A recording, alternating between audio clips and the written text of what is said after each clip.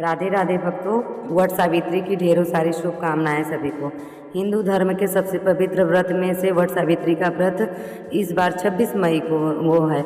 यह वैवाहिक महिलाएं द्वारा पति की दीर्घायु और सुखद वैवाहिक जीवन के लिए रखा जाता है। यह व्रत ज्येष्ठ मास की अमावस्या को मनाया जाता है। इस दिन महिलाएं वट बरगद वृक्ष की पूजा करती हैं और सावित्री सत्यवान की कथा सुनती हैं। इसमें सावित्री की अपने मृत पति को यमराज से वापस लाने की कहानी होती है। इस दौरान महिलाएं पूर्ण विधि विधान से बरगद के पेड़ के नीचे बैठकर यह व्रत करती हैं। यह व्रत केवल वैवाहिक महिलाओं द्वारा ही किया जाता है। अलग अलग क्षेत्र में परंपराओं के हिसाब से यह व्रत किया जाता है। इस व्रत से पति की आयु बढ़ती है और उनका स्वास्थ्य भी अच्छा रहता है। इसके अलावा वट सावित्री व्रत करने से वैवाहिक जीवन में सुख शांति बनी रहती है। संतान प्राप्ति के लिए यह व्रत किया जाता है। इस व्रत करने वाले दिन सुबह सूर्योदय से पहले उठकर स्नान करें और स्वच्छ वस्त्र धारण करें। वट वृक्ष के नीचे सावित्री सत्यवान की कथा सुनते हुए पूजा करें। वृक्ष को जल, फूल, मौली, धूप, दीप और मिठाई अर्पित करें। इसके बाद वट वृक्ष के चारों ओर धागा लपेट कर परिक्रमा करें और मनोकामना मांगें। इसके अलावा गरीबों को भोजन एवं वस्त्र या दक्षिणा दान करें। इस व्रत के दौरान कुछ बातें का ध्यान भी रखना होता है। वट सावित्री व्रत के दिन क्रोध या नकारात्मक बातें न करें। पूजा में अधूरी तैयारी या जल्दीबाजी बिल्कुल भी ना करें। इसके अलावा वट सावित्री व्रत में पूजा का विशेष महत्व है। वट वृक्ष की पूजा बिना साफ सफाई के न करें और न व्रत तोड़कर अन्न ग्रहण करें, केवल फलाहार रहें। वट सावित्री कथा।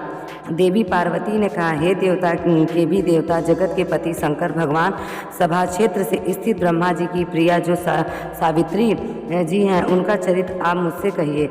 इससे उनके व्रत का महात्म हो और उनके संबंध का जो इतिहास हो, एवं जो स्त्री इस पतिव्रत को देने वाला सौभाग्यदायक और महान उदय का करने वाला हो। तब शंकर भगवान ने कहा कि हे महादेवी, सभा क्षेत्र में स्थित सावित्री के साधारण चरित्र को भी मैं तुमसे सुनाता हूँ। हे महेश्वरी, सावित्री स्थल नामक स्थान में राजकन्या सावित्री ने जिस प्रकार से उत्तम वट सावित्री व्रत का पालन किया देश में धर्मात्मा सभी प्राणियों के हित के तत्पर रहने वाला राजधानी तथा राज्य में रहने वाली प्रजाओं को प्रिय अश्वपति नामक राजा था, जो कि धर्म शक्ति, संतान रहित, सत्यवादी और इंद्रियों को वश में करने वाला था। एक समय वह राजा प्रयास क्षेत्र को यात्रा में निमित्त वहां पर आया और विधि पूर्वक यात्रा करता हुआ सावित्री के स्थल पर पहुंचा। वहां पर उस राजा ने अपनी रानी के साथ इस व्रत को किया, जो सावित्री व्रत के नाम से सावित्री व्रत से प्रसिद्ध सभी प्रकार की मनोकामनाएं को पूर्ण करने वाला है। इस मंत्र को साक्षात मूर्ति बनाकर स्थित श्री ब्रह्मा जी की प्रिया सावित्री देवी उस राजा पर प्रसन्न हुई। कमंडलू को धारण करने वाली वह सावित्री देवी दर्शन देने के बाद पुनः अदृश्य हो गई और बहुत दिनों के बाद उस राजा के यहाँ देवी के समान रूपवती कन्या के रूप में उत्पन्न हुई। सावित्री की प्रशंसता और से प्राप्त और सावित्री की पूजा करने के बाद हुई। अतः राजा ने ब्राह्मणों की आज्ञा से अपनी उस कन्या का नाम सावित्री ही रखा। वह राजकन्या सावित्री साक्षात शरीर धारण करती हुई लक्ष्मी के शरीर सुशोभित होती हुई और बढ़ने लगी और धीरे धीरे सुकुमारी अंगों वाली यौन हुई, जिसके मध्य भाग सुंदर और नितंब भाग में विस्तृत थे। वे सुवर्ण की प्रतिमा के समान दिखाई पड़ती थी। लोग उसे देखकर यही समझते थे कि यह कोई देव कन्या है। कमल के समान विशाल नेत्रों वाली एवं तेज से अग्नि समान प्रज्वलित होती हुई वह सावित्री महर्षि भृंगु द्वारा कहे हुए सावित्री व्रत को करने लगी। इसके आरंभ में सुंदर वर्ण वाली उनके उपवास करके सिर से स्नान की हुई सावित्री देवी की प्रतिमा के पास जाकर अग्नि में हवन करके ब्राह्मणों में अस्वाचीन कराया और उन ब्राह्मणों से अवशिष्ट पुष्पांजलि ग्रहण करके सखियों से घिरी हुई लक्ष्मी देवी के समान सुंदर रूप और सुशोभित हुई। वह राजकन्या समीप में जाकर पिता के चरण में प्रणाम कर प्रथम गुप्त प्राप्त पुष्पांजलि को निवेदित कर हाथ जोड़ छोड़कर राजा के पार्श्व में स्थित हुए।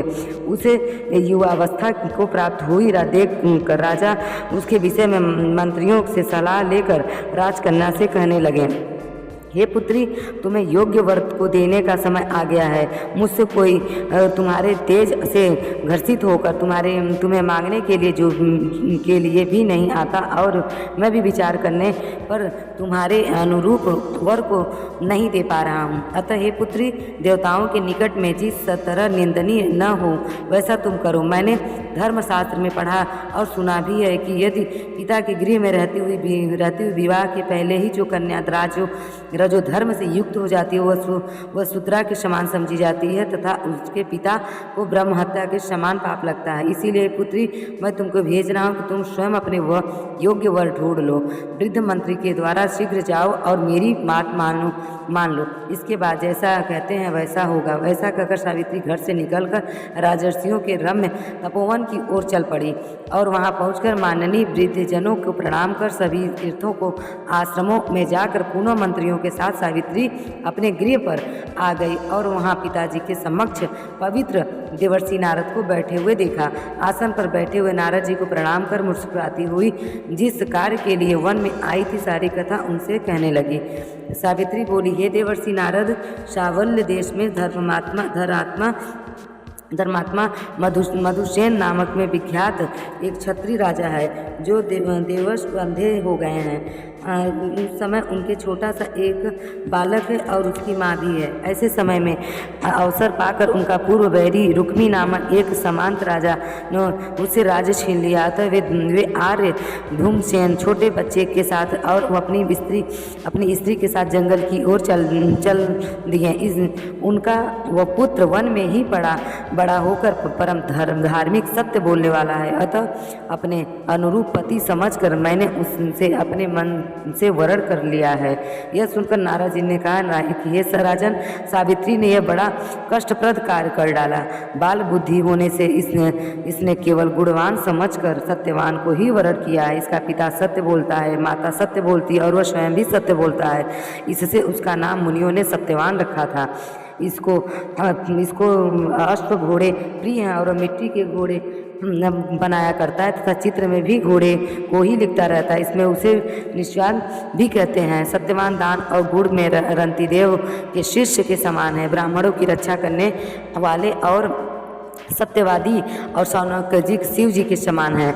यद्यपि के समान उदार चंद्रमा के समान देखने में प्रिय लगने वाला रूप में दूसरे अश्वनी कुमार के समान और धूमसेन के समान बलवान है, किंतु उसमें केवल यही दोष है कि दूसरा कोई नहीं है कि सत्यवान आज से ठीक 1 वर्ष पर क्षीण आयु हो जाने से देहांत होकर देगा। अब बात सुनकर राजकन्या सावित्री ने राजा से कहा, राजा, लोग किसी से एक बार कोई बात कहते हैं, ब्रह्मवेता ब्राह्मण एक ही बार कहते हैं और एक बार ही कन्या दी जाती है। ये तीनों कर्म एक ही बार किए जाते हैं। दीर्घायु हो या अल्पायु, गुणवान हो या निर्गुण, वर को एक बार वरण कर लिया, अब दूसरे वर को वरण नहीं करूँगे। पहले मन में निश्चय करके बाद में उसे वाणी द्वारा प्रकट किया और पुनः उसके बाद कर्म द्वारा किया। इससे प्रत्येक कार्य में मन को प्रणाम माना जाता है, अर्थात मन में विरुद्ध कार्य नहीं किया जाता है। ऐसा कहकर नारद जी आकाश मार्ग में स्वर्गलोक चले गए। इसके बाद राजा ने भी शुभ मुहूर्त में समीपवर्ती वेद के परागामी ब्राह्मणों की द्वारा पुत्री सावित्री का विवाह संबंधित सभी कार्य संपन्न किए और सावित्री भी मनोविलसित उस सत्यवान पति को पाकर ऐसे प्रसन्न हुई जैसे कोई पुण्यवान पुरुष स्वर्ग को पाकर प्रसन्न होती है। पुनः शिव जी को पार्वती से कहते हैं कि हे पार्वती, इस प्रकार उस आश्रम में उस समय रहते हुए उन सावित्री और सत्यवान को कुछ समय व्यतीत हुआ। उस समय केवल एक भार्या सावित्री ही थी, ऐसी थी जिसके चित्त में रात दिन जो नारद की कही हुई बात थी उसकी याद बनी रहती थी। उसके बाद बहुत दिन बहुत दिन बीतने जाने पर एक समय मरण काल आ गया कि जिसे सत्यवान को बनना था। अतः सावित्री नारद की हुई मरण तिथि को हृदय से ये गिनती हुई। ज्येष्ठ मास के शुक्ल पक्ष की द्वादशी तिथि के सायंकाल में आज के चौथे दिन मेरे पति की मृत्यु हो जाएगी। यह सोचकर दिन रात यह निराहार व्रत रहने का उद्देश्य रहकर रात दिन आश्रम में स्थित पूर्वक रहने लगी। इसके बाद दिन रात बीत जाने पर प्रातःकालीन मरण तिथि वाले दिन स्नान देवता का तर्पण करने के बाद चारुहाइन सावित्री ने अपने सास ससुर का पाद वंदन किया। इसके बाद जब कुल्हाड़ी लेकर सत्यवान जंगल की ओर चला तब जाते हुए अपने पति के पीछे पीछे सावित्री भी चल गई। वन में पहुंचकर सत्यवान जल्दी से फल पुष्प समीधा और कुशा तथा सूखी लकड़ी को इकट्ठा ले जाने का योग्य भार बनाने लगा। लकड़ी को काटते काटते उसके सिर में पीड़ा होने लगी, जिससे उस कार्य को छोड़कर वट वृक्ष की एक शाखा का सहारा लेकर सावित्री से कहने लगा, हे सुंदरी, सिर की वेदना मुझे दुख दे रही है, अतः मैं तुम्हारी गोद में क्षण भर सोना चाहता हूँ। सावित्री ने दुखित होकर कहा, हे महाभाव, आप विश्राम करो, पीछे हम श्रम को दूर करने वाले आश्रम को चलेंगे। जैसे ही पृथ्वी पर बैठे हुए सावित्री ने सत्यवान के सिर को अपनी गोद में रखा, वैसे ही कृष्ण में स्थित पिंगलवाड़ी वाले किरीटधारी पिंड पीत वस्त्र पहने हुए साक्षात सूर्य के समान उदित हुए पुरुष को देखा। उसने देखकर सावित्री प्रणाम मधुर वचन से कहने लगी, आप देवता या दैत्य में से कौन है जो मुझे अच्युतम करने के लिए आए हैं? मुझे अपने धर्म के च्युत करने के लिए कोई समर्थ नहीं है, क्योंकि ये पुरुष श्रेष्ठ मुझे धधकती आग की लपेट के समान ही समझिए। यमराज ने कहा, मैं सब प्राणियों के लिए भयंकर और कर्मानुसार उनका उचित दंड देने वाला यम हूँ। तो मैं पतिव्रता सावित्री समीप में पड़े हुए तुम्हारे इस पति की आयु समाप्त हो गई है, इसे यमदूत पकड़कर नहीं ले जा सकेंगे, इसीलिए मैं स्वयं आया हूँ। ऐसा कहकर पास को लिए हुए यमराज ने सत्यव्रत सत्यवान के शरीर से अनुष्ठान शरीर वाले पुरुष जीवात्मा को बलपूर्वक निकाल लिया। इसके बाद चित्रगढ़ से सेवित यमपुरी के मार्ग की ओर चलना शुरू किया, तो बारहों सावित्री भी उसके पीछे पीछे चलने लगी। यम ने पतिव्रता होने के नाते चलने में थकती हुई उसे कहा, हे सावित्री, तुम मूर्त हुआ, यहाँ एक मूर्त हुआ, तुम यहाँ एक मेरे साथ आ गई, अब लौट जाओ। हे विशाल नेत्र वाली, कोई भी जीव में बिना आयु समाप्त हुए इस यमपुरी के मार्ग में नहीं जा सकता। सावित्री ने कहा, आप जैसा विशिष्ट पुरुष के साथ पति का अनुगमन करती हुई मुझे कभी भी श्रम नहीं या ग्लानि नहीं हो सकती। सज्जनों की गति सहारा एकमात्र सज्जन ही है, दूसरा नहीं। इसके प्रकार पतियों की गति उनका पति व वाड़ा समूह को गति वेद और शिष्यों की गति गुरु। इस पृथ्वी तल में सब प्राणियों के लिए स्थान है, किंतु स्त्रियों के लिए एकमात्र पति के छोड़कर दूसरा कोई आश्रय स्थान नहीं है। इस प्रकार धर्म तथा अर्थ में भरे हुए सुंदर मधुर वन अन्य वाक्यों से भी सूर्यपुत्र यमराज ने प्रसन्न होकर सावित्री से यह बात कही। यमराज ने कहा, हे भामिनी, मैं तुमसे प्रसन्न हूँ, तुम्हारा कल्याण हो, तुम मुझसे वर मांग लो। इस सावित्री ने विनय से सिर झुकाकर अपने लिए राज्य पाने का वर मांगा और अपने महात्मा सास ससुर के लिए देखने की शक्ति पाने के साथ पुनर्राज्य प्राप्ति एवं अपने पिता के लिए 100 पुत्रों की तथा अपने लिए 100 पुत्रों की प्राप्ति का वर मांगा तथा पति के लिए पुनर्जीवन दान एवं निरंतर धर्म की सिद्धि प्राप्ति करने के लिए वर मांगा।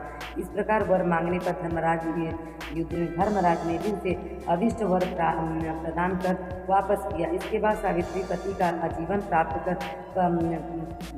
होती है अपने पति के साथ शांति से अपने आश्रम को चली गई।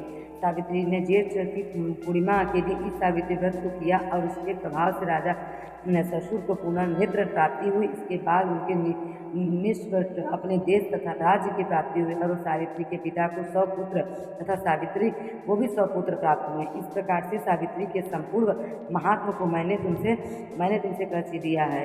राधे राधे, जय श्री कृष्णा, हरि बोल।